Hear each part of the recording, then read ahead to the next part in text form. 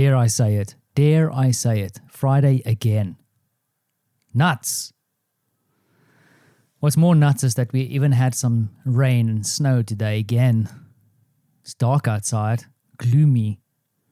I'm looking forward to hopefully a little bit more sun this weekend. Who knows? Crossing fingers. But I'm not actually that gloomy, to be honest. I still have a little bit of work to do. Friday's turned out to be a little bit of a mess. A good mess. Like I said yesterday, messes aren't necessarily bad. But had some fun with my friend Jens this morning, this afternoon actually, depending on when you're listening to this, doing a live stream. Still a lot to learn.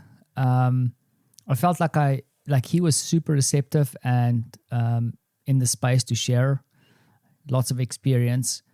And I think we got to a few really good things. I mean, I actually walked away learning a lot and I had fun. And I think he also had fun. So that is important. The thing that still remains a challenge is to try and tip over where people engage more. But that's going to be, I think, a longer term thing because I spoke about critical mass yesterday, which is something we need to get to. But then the other thing I thought was really interesting because you can't help but feel that when you have a guest on, luckily Jens is like way mature in the sense of understanding, how these things work, is that sometimes you don't have interaction. Nothing happens. No one responds. But this is a thing that I wanted to share with you about LinkedIn that I've noticed.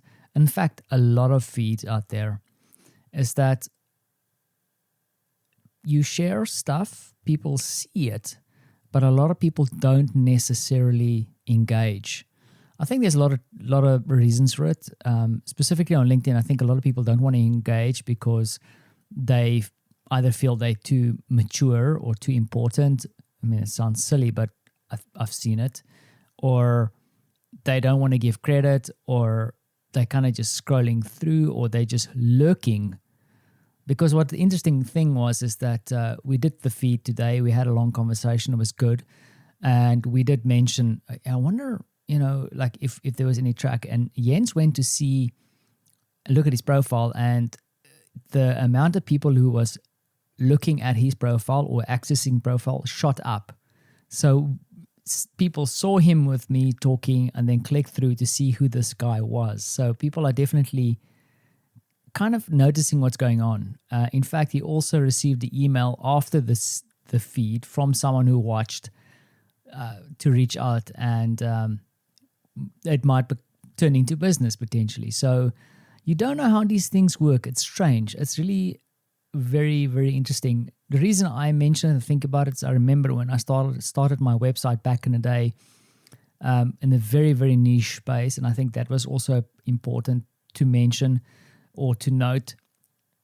But also because it was the early days with the internet, a lot of these things were novel. People were kind of getting used to the whole idea of seeing their name online and interacting and posting and raising hell in a way and making comments and trolling, where I think specifically in where Jens and I are with our audiences, there's a little bit more of a kind of subdued nature.